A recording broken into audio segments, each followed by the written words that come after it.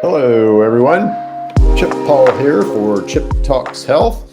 Today, we're going to talk about something really cool, something really interesting. I'm going to provoke your mind a little bit, I hope, and give you some of the things that we think about here at Chip Talks Health, some of the things that run through our minds, let's say. I'll give you some of my learning, let's say, as an experience. But what we're going to do, this is really cool. We're going to compare kind of what goes on in your gut to what goes on with plants. Okay. So it's kind of a cool idea that, we have to interface, let's say, with the earth at a certain level in order to survive. 2 or 3 years ago, if you would ask me, hey, Chip, do we need a biome? I would have said, I don't think so. I mean, in what world do you need fleas and ticks all over you? I mean, that's the way that I would have viewed the biome several years ago, as, pathogens, as bacteria that's in you that shouldn't be in you, bacteria that's not necessarily helpful, but bacteria that, potentially could be harmful. And certainly one of the things that's wrong with us right now, if you've watched this channel, you know that we talk about this a lot, are, pathogenic infections. So this, having this bacterial biome that apparently we're supposed to have, and then we have all these pathogens that we know are part of the disease profile. So to me, those two, that seem dangerous, having you have a biome, right? So a biome would be, potentially on the edge of being pathogenogenic at any time, meaning harmful to you. So that's the way that I viewed the biome in the past. And I've done a lot of research on, can you live without a biome? And, right now with our food supply, I mean, we kind of have to supplement for essential nutrients. But, is the biome, let's say, critical to how you build or absorb essential nutrients? And so I had, kind of assumed that you really didn't need a biome, that is part of kind of the where we're at right now. Well, that may not be the case. I have to admit now, I have to admit that potentially I was, wrong about that particular line of thinking or inquiry. And that's the cool thing about being a researcher or a scientist is, we postulate things. So we think things might be true. And then we proceed to prove or disprove those theories. And if you're a ethical and, good scientist, you're going to, even your, most pristine theory, you're going to subject it to lots of poking holes in it and, making sure that it holds water, let's say, under lots of different scientific scrutiny. So you don't need a biome does not hold up under scientific scrutiny. You need a biome.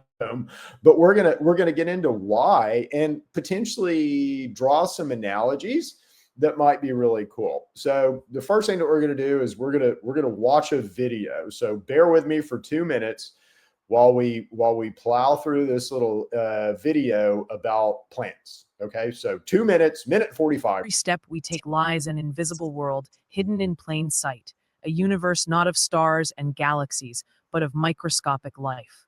It's the soil microbiome, billions of organisms working silently in every handful of earth. Just 1 teaspoon of healthy soil can hold more living organisms than there are people on the planet. Bacteria, fungi, protozoa, nematodes, an entire web of life beneath our feet, shaping the very world above. We don't see it. We rarely think about it. Yet, without this hidden community, plants would not grow. Rivers would not flow the same. The air itself would be different. In fact, without the soil microbiome, life on Earth as we know it could not exist. These tiny engineers recycle nutrients, store carbon, filter water, and protect plants from disease. Their networks, like the threads of underground fungi, connect roots in ways that resemble the internet. Scientists call it the wood wide web. Plants whisper to each other through this fungal highway, sending nutrients and even warning signals. And here's the astonishing part.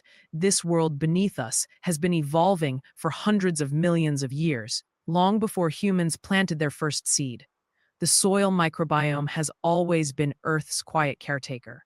But in our rush to feed billions, to build cities, and to control nature, we've forgotten about it. We've plowed it, poisoned it, and left it exposed. And today, This hidden world is under threat like never before. This story begins with something too small to see.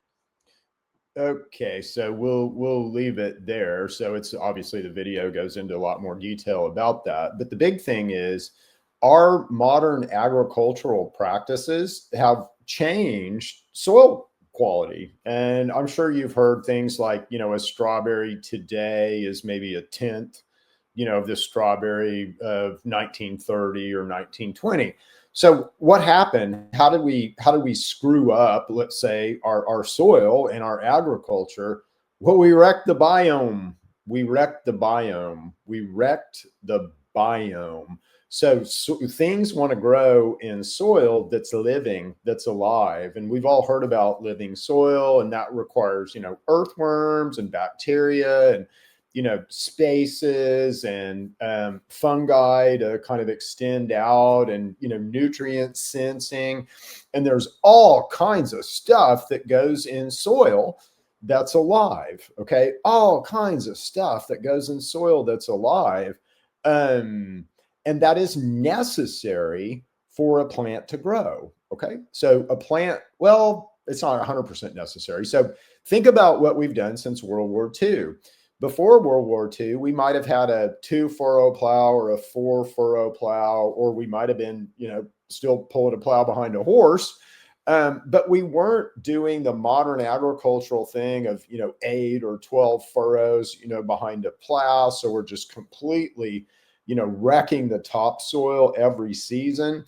And then after World War II, we had a bunch of ammonium nitrate left over from bomb making. And somebody had the bright idea to, hey, this might be a good fertilizer. And so they, began to sprinkle it on crops. And guess what? The crops grew. But guess what also happened? You're killing the living soil with ammonium nitrate. You're suffocating the soil. You're not allowing the soil to be alive like it should be. And so this is what has hurt really the value of our food right now, is these modern agricultural practices where you get a plant that looks okay, he looks green and he looks healthy, but he's not producing at the same level, and he's not as healthy as a plant that's grown in living soil. So we have a nonprofit, we have a gentleman who's a soil expert who has come and talked to us about soil, and it occurred to me that, well, you have this idea in alchemy of kind of as above, so below. And if you look at kind of how that works, again, that's how, let's say, spirit interfaces with earth. That's how, our spirituality potentially interface with this earth. Are you built to live on different planets? Potentially, but you might have to interface in a different way with that planet than we do now. So right now we're used to interfacing with this planet in the way that we breathe, but certainly in the things that we eat. But there has to be a kind of a point of air and earth, let's say, together, where these things coexist. And that in us appears to be the microbiome. Okay, it appears to be the microbiome. Now, why is this important? Well, we know in soil, you have to have certain kinds of bacteria, and you have to have certain you have to have earthworms, and you have to have certain kinds of funguses. So there's an ecosystem that goes on inside a soil that really helps plants, grow, stay alive, get nitrogen from the soil, better ways to water, all kinds of things like that. So does that happen inside of you? Well, it turns out, yeah, it does. And this is where it gets really kind of cool, is that there's different bacterial guilds. We'll call them guilds. I wrote a white paper, so I'll put the graphic up with the white paper along with this video. But there are bacteria, and we're just calling them guilds for lack of it, bacterial groups, you could call them, but bacterial guilds, because it's kind of a cool name. They do something, they are at something, they are trying to help you in a certain way. So it turns out there's 4 of these different types of guilds. So what is the purpose, let's say, of your microbiome? Well, when we eat carbohydrates especially, but carbohydrates, let's say, in grains, and some resistant starches, those things are hard to break down. Those things don't break down easily at all. You can think of it like a piece of wood, right? So some of the carbohydrates that we eat are kind of like a piece of wood, and they don't break down easily. What does break down easily? Dietary fats and protein. So you're kind of a dietary fat and protein machine. Carbohydrates are not essential, but they are a good way to, let's say, get sugars. They are a good way to get some calories. They are a good way to get some vitamins potentially. So they're useful. Carbohydrates are useful and, non-essential. You don't need them. You can go the rest of your life and never eat a carbohydrate, but we can still get some good goodies from them. And in times of scarcity, if I can't find fat and if I can't find protein, then damn, I'm going to survive by eating carbohydrates. And you have to have a way to do that. And you can survive for a little while on the sugars in carbohydrates. So how do you break them down? Well, you've got to have help, right? We have a process somewhat for breaking down carbohydrates, but it's not as advanced as our process for breaking down protein and our process for breaking down dietary fats. The fat is critical to your machine, to you as a vehicle. So if you can't break down fat, you're basically going to be dead. You can't function as a machine. Carbohydrates, again, are not essential, so they're not, let's say, as critical to you, but you still can use some stuff out of them, so you got to break them down, right? So one class of guild, let's say there's 4 guilds, all right? So one guild has to do with being able to enzymatically break down these very complex fibers. And again, we do this all the time in industrial processes. How do you make wood pulp? Well, you use, enzymes and things to break down that wood into pulp. And similar things happen inside of you, but you've got to have those enzymes to be able to degrade resistant starches, complicated, carbohydrates, very hard to, let's say, digest things. So the first group is these guys that degrade these fibers. Now, there's interdependence between these guilds, because if I don't have group 1, then I'm not going to be able to feed the other groups, because they're going to eat some of these complex carbohydrates and some of these breakdowns from guild number 1. So the second group of bacteria are butyrate producers. So butyrate is a very important substance in our bodies. It's a short chain fatty acid. It is important to gut junctions. So again, we want to be able to absorb food in our gut. And so that takes some, let's say, permeability. So things have to move in and out, but we want that to be a real tight process. We don't want a bunch of funk and bacteria in our blood system. Well, that's what butyrate does. So butyrate helps with the cells that form these tight junctions, and also helps to tighten the junctions. So if you have leaky gut syndrome, you have a lack of butyrate producers, likely. And again, this can be fixed.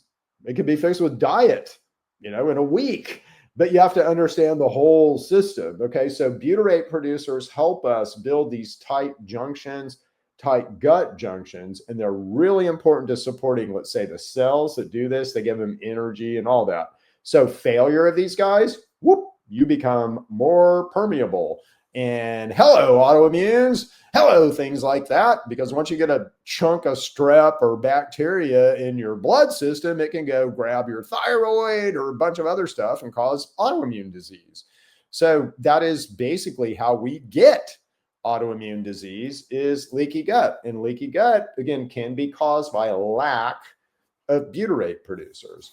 All right, so the third guild area is, I've got lots of notes. This one isn't just a Chip can do off the top of his head. So, and I'll go to my stack of stuff here in a second. But right now I'm at my whiteboard going through my notes. But anyway, the third category of guild is lactate producers, okay? So lactate producers control pH. Lactate is an acid, and it's a byproduct of certain cellular processes. So cells can run on glucose and amino acids, or they can run on dietary fats. And that's kind of the AMPK switch. That's a really important switch. But if cells are running on glucose, they will output lactic acid. And what does that do? Well, lactic acid has a low pH. And so that will decrease the pH in an area.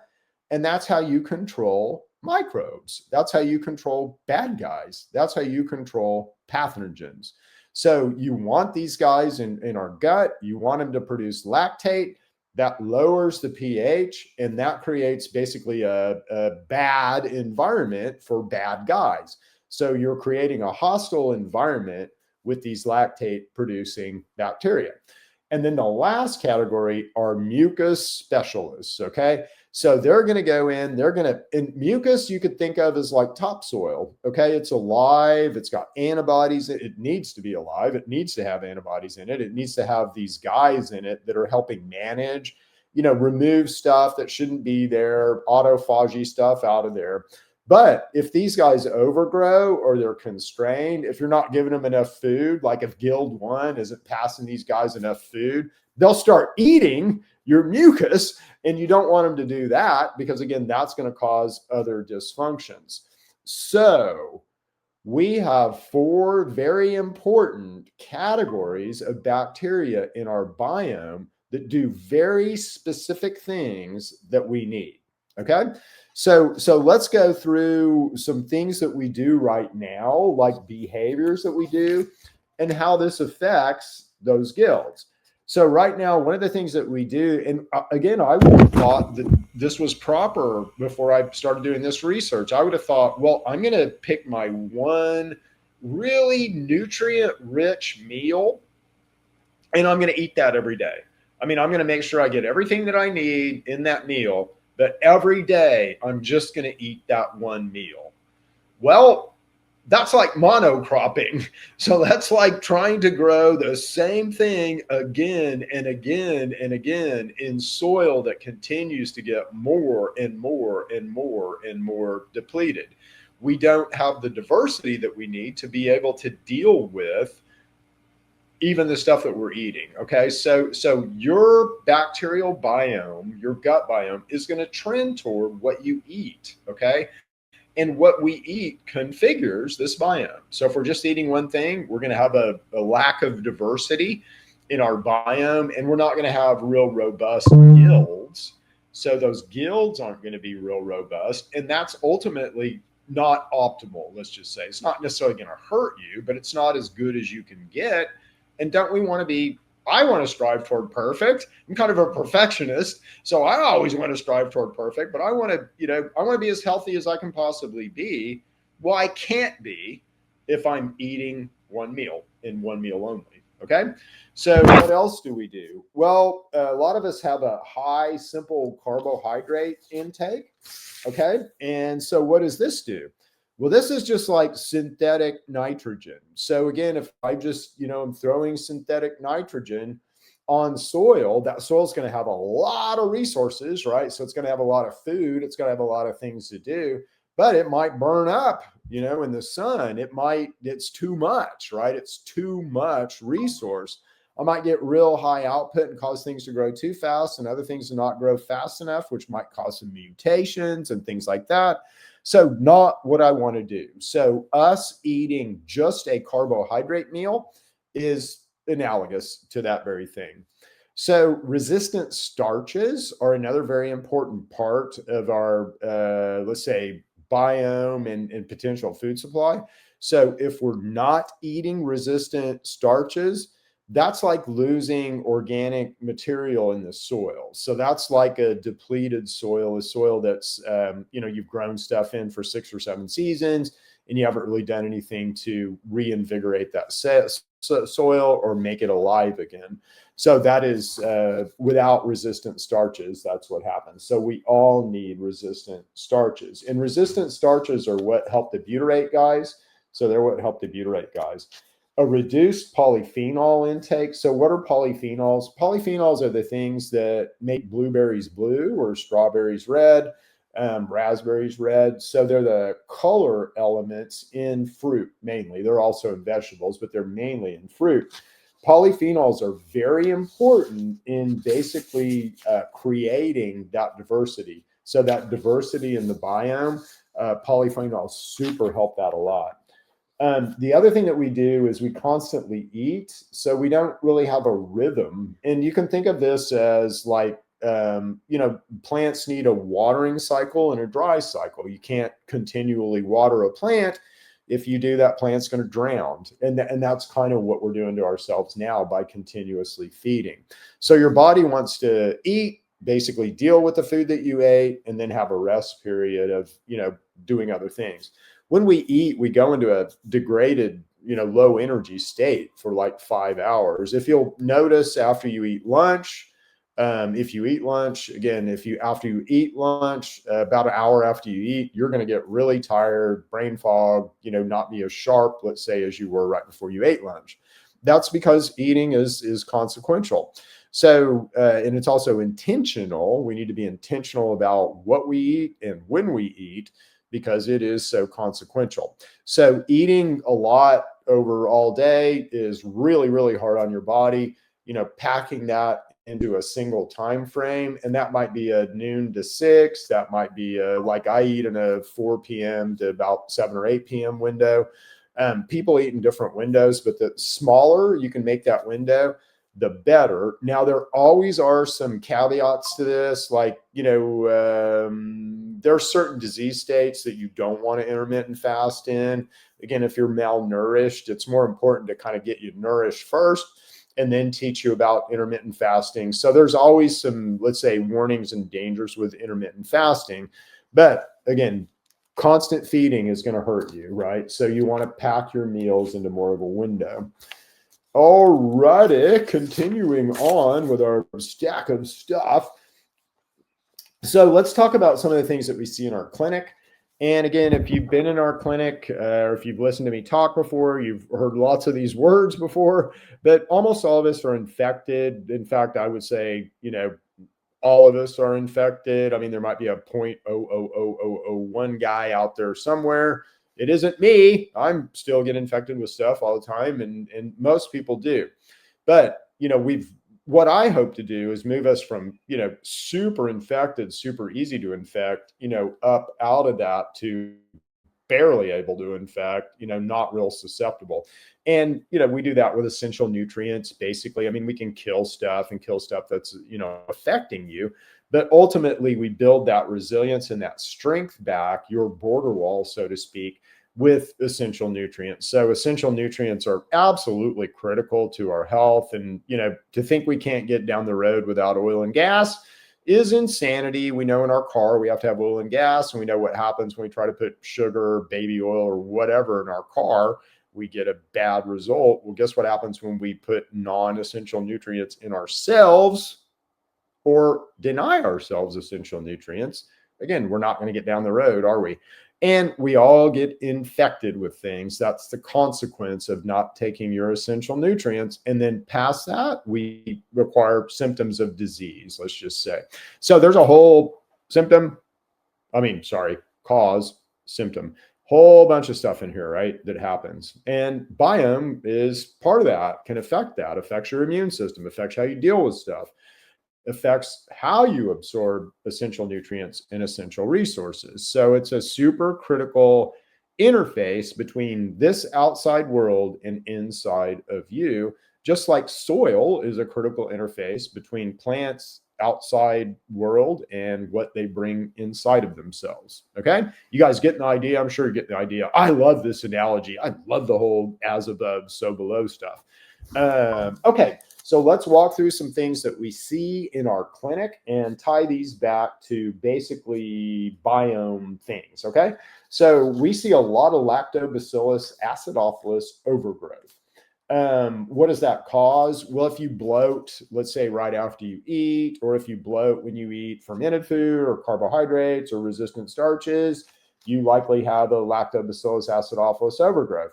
If you're carrying too much weight, or if you're type 2 diabetic, usually it's lactobacillus acidophilus overgrowth that underpin those things. If you address the overgrowth, you address those symptoms. So, if I want to lose weight, one of the things and do that naturally without a bunch of pharmaceutical drugs, and again, we've all tried to lose weight, right, with diets and all this kind of stuff. That's not what I'm talking about. This is different. We're going to address your weight problem through your bacterial infection that we know is causing you to have a weight problem. God doesn't want anybody to be overweight, right? He didn't build you to be overweight. He didn't build you to carry a bunch of weight. But in our society, there are certain environmental and dietary cues that we get that trend us that way. And we also we drop our border walls, we become infected, and there's certain infections that, want to eat more than your tissue, right? So they're going to make you hungry. They can blunt your GLP-1 and all of your satiety hormones. And so, they can blunt out all your satiety signals and then cause you to still be hungry when you're not. And that's going to obviously cause you to gain weight, and you will continue to gain weight until you address that infection. All the GLP-1s in the world won't fix that, okay? All the semaglutides, I don't care how natural and wonderful they are, it ain't going to fix that infection problem, okay? So anyway, if you're on some kind of GLP-1 or whatever and you're not losing weight, then I'm basically telling you why. And again, come to us, we'll address the infection, you'll lose weight. It's that easy. But anyway, this lactobacillus acidophilus overgrowth. So what would be an analogy of that? Like what would, if we go to the soil, what would be an analogy? What would be a fertilizer bloom in simplified soil? So it's soil that's been degraded, but now we've thrown a little nitrogen on it. Now we have this fertilizer bloom that's not going to last very long and not going to be supportive, but it's a, high energy bloom. So SIBO and lactobacillus acidophilus overgrowth really is part of SIBO. But SIBO can be caused by other overgrowths that get up in the small intestine and up in the upper stomach. SIBO is stuff that should stay in your biome, but that crawls out because it's got a lot of nutrients and it's, got a lot of space, let's say, to rock and roll. So again, what would SIBO be like in a soil analogy? Waterlogged, poorly draining soil. Okay, so that's what SIBO is like. So we're overwatering a situation, we're providing too much, and it's just bogged down, and it's not working the way that it should. So that's what SIBO is. H. pylori. So we see a lot of H. pylori. I would, if you're wondering, am I infected with H. pylori? I would just assume yes, you are infected with H. pylori. Most people are. H. pylori is what causes pancreatic cancer. It can cause colon cancer. It can cause breast cancer sideways. It is one wicked bad bug, and all of us are very susceptible to this bug right now. And again, if you go to pharma protocols, it's just going to make it worse and make you more susceptible to cancers and things like that. But anyway, and again, I've got to be careful what I say. I don't want to make claims. It is reported with most people that we see pylori in, that gets better within a week or 2 weeks. Okay. I know that seems impossible if you're one of those people out there that I have to sleep standing up and take a tablespoon of baking soda every time I eat. But yeah, within a week will make you feel better. Reported to make you feel better. No claims. All right. H. pylori colonization. He likes to be, so what would this paralyze? What would an analogy be? In soil, it would be colonization of degraded topsoil. So this would be like trying to plant something in a furrowed field that's been furrowed and furrowed and furrowed and furrowed for years and years and years and years. Again, it can happen, and if it does happen, then it's a failure of that system's protective ecology. All right, so barrier failure, we talk a lot. You're going to hear me talk a lot about, building a, let's say, Trump border wall, building that strong border wall to protect your insides from your outsides.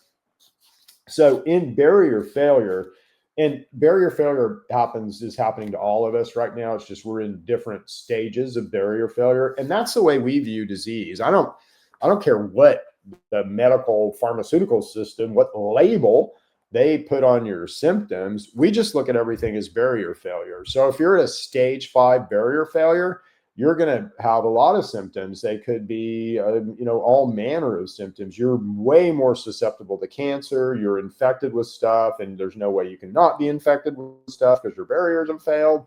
As we walk you out of that, again, stage 4 barrier failure, you're less likely to get cancer. Stage 3, you're way less likely. Stage 2, you're likely not going to get it. Stage 1, you'll probably never get cancer. So we've just viewed disease in this barrier failure way. But a barrier failure as to a soil analogy would be erosion and collapse of topsoil. So it's just, everything is failing. You've got runoff, all your topsoil is going down into the river there. You don't have living soil. You've just got a poor situation. And honestly, if you look at the state of our agriculture and the state of us, that's pretty much right where we're at. So, all right. So autoimmune activation, what would that look like? Well, that's collapse of regulatory balance in the ecosystem. Our susceptibility, can't talk this morning for some reason, our susceptibility to parasites is something like a raw, bare, exposed soil that's really kind of going to get invaded by everything. And again, that has to do with barriers. All right, so we want to support our guilds. So how do we support our guilds? How do we support these 4 guilds that we've talked about? Well, first of all, we have to rotate our crops and we have to mix our planting. So used to be that if you were a farmer, you got paid by the government to rotate your crops and mix your planting. I don't know if that still happens or not, but that's the same thing that we need to do inside of us. So always essential nutrients. We always need to be concerned with our essential nutrients, number 1. And for most of us, we have to supplement for essential nutrients. We just do right now. But then past that, you want a big diversity in meals. So you don't want to just eat the same thing all the time. That is not going to promote, let's say, a real diverse and strong and functional guild. All right, so number 1 thing, diversity of input. All right, so number 2 thing is resistant starch inclusion. So we've got to have some resistant starch. And what is resistant starch? That's cooked or peeled potatoes or rice. Legumes, so root vegetables and green bananas are really good resistant starch. And these feed the butyrate producers. So if you've got leaky gut, then again, this is for you. And this is going to help you build back up your protective mechanisms and close those gut junctions. All right. There's other ways to deal with leaky gut, again, but this is the most natural and dietary way to deal with leaky gut. All right, so the third thing, so resistant starches is what we just covered. That helps butyrate, that'll close up the gut junctions. The next area is polyphenol-rich foods. And again, these are going to be things like berries, herbs, spices, colored things. Tea has a lot of polyphenols in it. Coffee has a lot of polyphenols in it. Chocolate has a lot of polyphenols in it. So go get you some tea, coffee, chocolate, or whatever, but again, eating a dessert, that's a coffee chocolate dessert, is that bad? No, it can be really good as long as it doesn't have a bunch of sugar in it. Okay. So without sufficient polyphenol input, the system loses important regulatory mechanisms and becomes more prone to imbalance. So our whole guild structure really relies on these polyphenols in order to be robust. And this would be, plant analogy would be root, signals that kind of come out of the plant's roots and how they know that I'm in a sufficient environment or not sufficient environment. All right, the next area, and this is an essential nutrient. So protein is an essential nutrient. It's something that you have to have. But you can't build a mucus, mucin, without protein. It's a protein. You can't build, let's say, that topsoil layer without adequate protein. So the soil analogy here is maintaining the root system. So you can't, maintain anything. You can't maintain any ability, let's say, to absorb nutrients or understand kind of what you're grabbing without protein. And protein, is part of every cell. It's part of every receptor in cells. It's a super important essential nutrient. There's 9 essential protein or amino acids that come from protein. If you eat animal meat, if you eat 4 ounces of animal meat, you're getting the 9 in adequate quantity. The problem is there's 7 conditional amino acids. And so we can get all 9, but not basically build the 7 in certain conditions. And most of us have those conditions. So we're not building the 7. We need to supplement with collagen. Collagen. You can't get enough collagen. So 15 to 20 grams of collagen a day for you. All right. Got to have collagen. All right. Last area is rhythmic eating. So again, we want to be intentional about when and how our food is consumed. The perfect time to eat is kind of 1 to 3 p.m. And then really we should take a little siesta. And then we get up and we're ready to rock and roll in the evening. So you kind of have 2 periods of productivity. And this is just the way your body works with circadian rhythms and energy and, focus and all that. But you have a productive period when we first wake up, and then till about, 1 o'clock. You're actually working on your liver between 11 a.m. and 1 p.m. And this is by the sun. It doesn't really matter what the clock says, but by the sun. So 11 a.m. to 1 p.m. by the sun, you're working on your liver. Okay. You're working on your liver. So you don't really want to eat then, because again, you're going to take away what you're trying to do for your liver and work on your food. At 1 o'clock seems to be about the best time to eat, between about 1 and 3. I think we're working on our digestive anyway during that time. So it just fits. And taking a nap or something like that after you eat is pretty normal. I mean, so if you look at how the Latin culture with their siestas, that's works with you better than how we eat, breakfast, lunch, and dinner in Western cultures. So rhythmic eating, very important, when you eat. The other thing that's really important, and again, this isn't essential, fermented foods aren't essential, but fermented foods support the guild and they support your ability to pull in what is essential. So fermented foods are very important. They basically are, the soil analogy there is microbial inoculation. So these fermented foods support lactate producers, support basically the pH, the things that control pathogens in our biome. And then the last thing is really avoiding oversimplification. So again, we want to eat diverse. We want to eat diverse. So the more diversity you can put in your diet, again, if you're let's say supplementing for essential nutrients, and this is what we do, this is what Cindy and I do. So we supplement for our essential nutrients. Honestly, past that, it doesn't really matter what you eat. You're getting everything that you need. So now let's eat for this biome. Let's try to optimize. If I want to optimize me, I got to have essential nutrients, and then I got to begin to eat for this biome. And if I'm eating for this biome, again, it's a give and take thing. So it's going to help me, and I'm going to help it. Anyway, I'll throw this back up here. I love this graphic. So I'll put this graphic. I'll make this graphic available with the podcast. And we'll also make the white paper available with the podcast.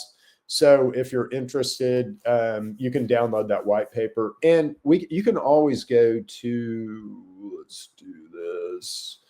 Yeah, there we go. learn.numetics.com. So if you're want to get more information about what we're doing, learn.numetics.com. And I'll always have my white papers up there. You have to give me your email address, but you can get all the white papers you want. So learn.numetics.com. And if you're concerned that your biome may be out of whack, this is what we do. So, set up an appointment, give us a call. We consult on this all the time. We help people with these issues all the time. If you're in the Oklahoma City area or in Oklahoma, we do all kinds of mobile clinics. We might come to your location. Our supplement company called TrueMedix, TrueMedx, is online. So you can find that online at truemedix.com. You can also find our clinic online at neighborlywellness.com. Anyway, we'll leave it. And again, lots of podcasts out there. If you found this one, you'll find the rest of them. We talk about a lot of things that have to do with your health. We talk about God. We talk about natural processes. We talk about ways to get back to nature, but to optimize you and to optimize your health. Anyway, we'll leave it there. We'll see you guys back next week for another exciting version of Chip Talks Health. See you guys.